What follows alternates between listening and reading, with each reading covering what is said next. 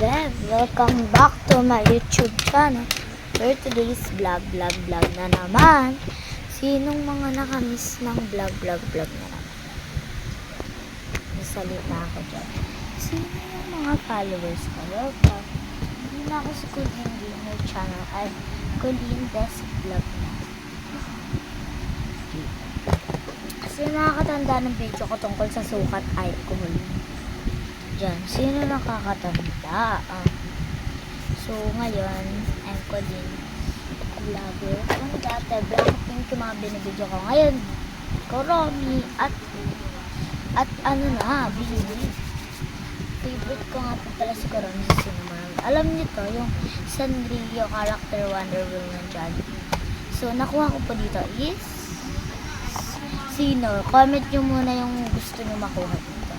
Kung kayo yung pipili. 1, 2, 3, 4, 5. Done. Ang nakuha ko po dito ay si Koromi. So, papakita ko sa inyo ito. Yan muna yan. Gagawin ko kasi siyang recycle. Ituturo ko muna kayo dito sa aking multitasking basta. Tapos, dito, ito yung mga wala lang freebies ko na photo card and twice at kung ano-ano Bini Black alcohol and anything iba't iba. Ito puro kalat, goma kong freebies at ito recycle. So magkakwento ko sa inyo kung paano ko na-realize na small content creator and hindi ako bagay sa pagko-content natin.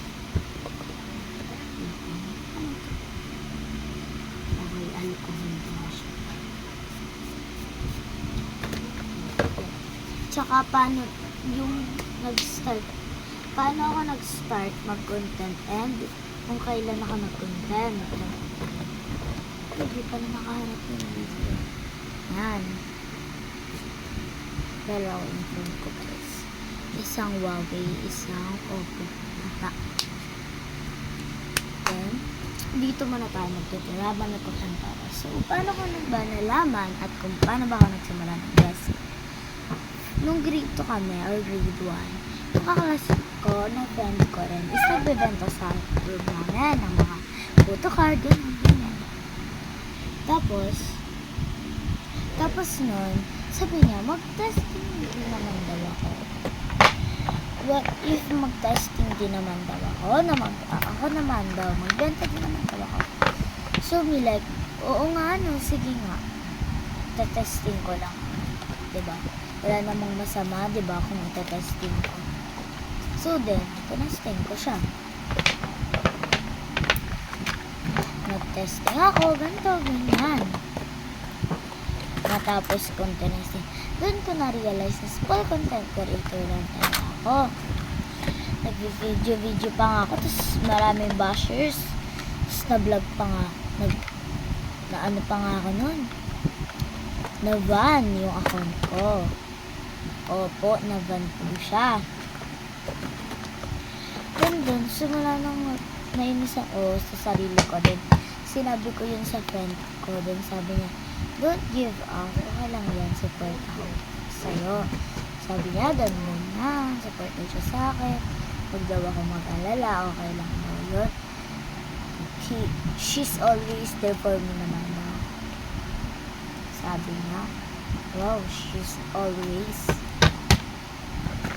Then, like, sige, testing ko naman mag-YouTube channel.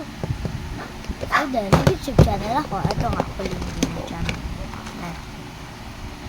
Tapos, ano ako, dun medyo nagkaroon ako ng mga viewers. So, tuwa ako sa sarili ko. Tapos, hanggang sa bumalik ako sa pagiging K-pop idol ng Blackpink. Kasi wala pang dito sikat yung dati. So, naging sumagot ako. Nakikita ko yung mga may dumadaan sa FYP ko. Like mga mga nagko-content. Like, gusto ko. Yung gusto ko, more napapalakas yung sarili ko. Na, pinupush na. Go, kaya mo yan. Then, start nun. Nakapag-trade na ako sa mga kaklase ko. Tandaan ko pa nga, sabi niya sa akin dati, ano ba yan? Kuli ng konti-konti naman ang mga freebies mo. Ng mga, ano mo, so, like, di na lang ako umiinom. Tapos, ano, hanggang sa, eto na guys, nagpapak kasi may bumili sa kanila. Ay, ng ano, ng will order ko guys. Tapos, hindi ko siya pinansin habang sila. Ang dami-dami nila bigay sa akin. So, natutuwan ako doon. Kasi, syempre, hanggang small creator lang naman ako. Wala pa ako masyadong gamit. Makikita niyo yung mga gamit ko doon.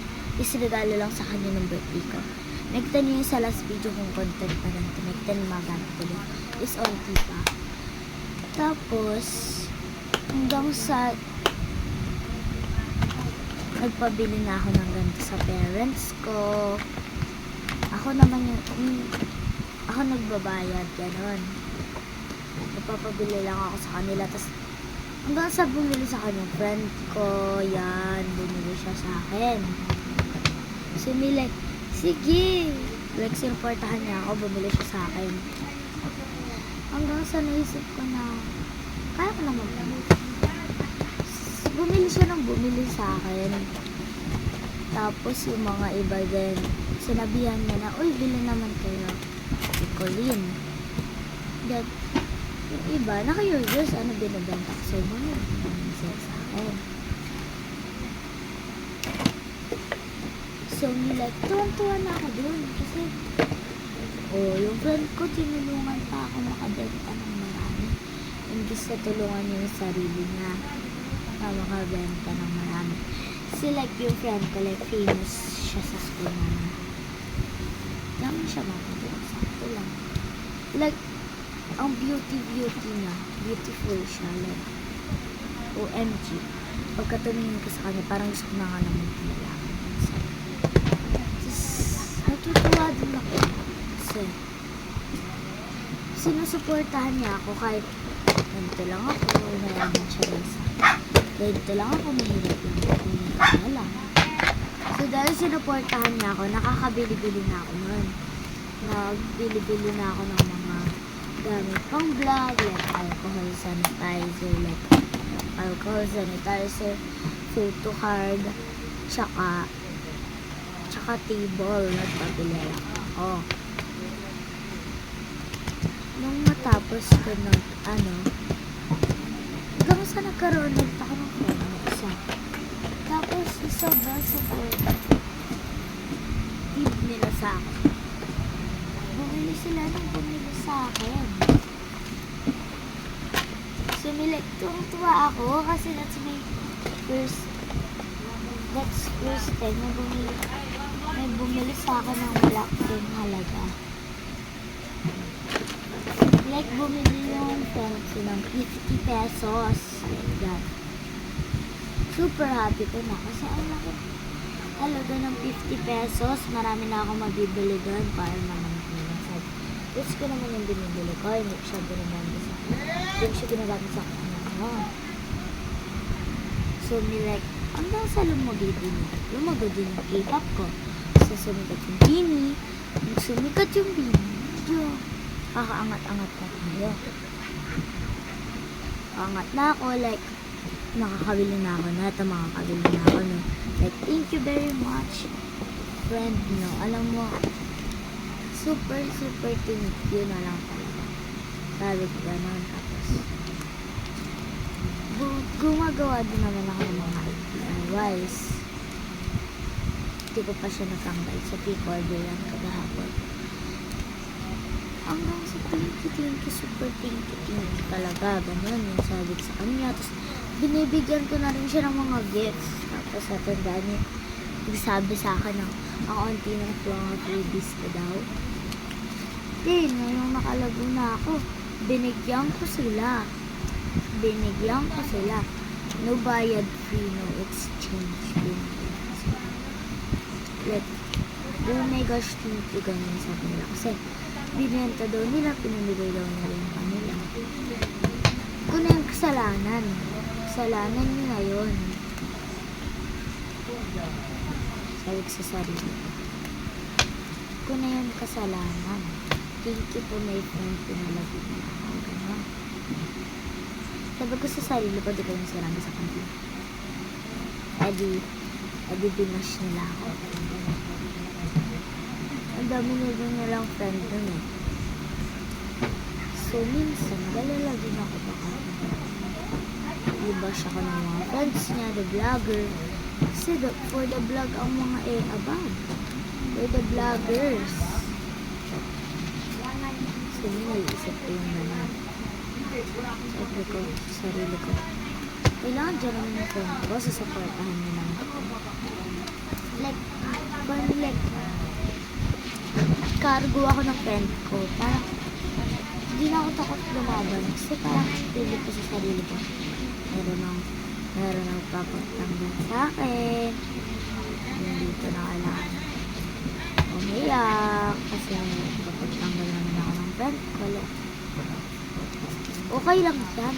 Kala ko na yung sarili ko. Parang ganon. Kahit hindi naman talaga. Kahit cargo lang ako. So, ito nag-start. Na-realize ko na hindi ganun dapat. Dapat initin ko. So, nung time na wala, sinuportahan mo na ako kahit kaunti, diba? Like, kahit pag-trade sa kanila. Kahit pag-trade, kahit unti lang yun. Kahit unti lang yung pinag-trade ko, ganon. So, thank you lang. Thank you lang talaga ako sa kanila lahat. Kasi kahit ganun, support sa kanila. So, thank you very much. So, kayo rin mga nanonood sa may YouTube ko. Thank you. Wala, nasira na siya. Thank you lang sa pag-follow. Subscribe sa akin. Bibili na ako ng bagong menu. Thank you sa lang sa subscribe to me. I hope you never change. Guys, sana supportahan mo pa rin. So, ito na nga lang muna yung package ko. Thank you. I hope guys you like my video. Bye guys. See you in next vlog. See ya. Hello. See you guys. See you to my next vlog. And follow my TikTok account. It's Colleen Vlog. Basta itatag ko na lang dyan. Bye. Thank you very much. Subscribe to me and follow. Comment kayo kung gusto nyo na cake order ko.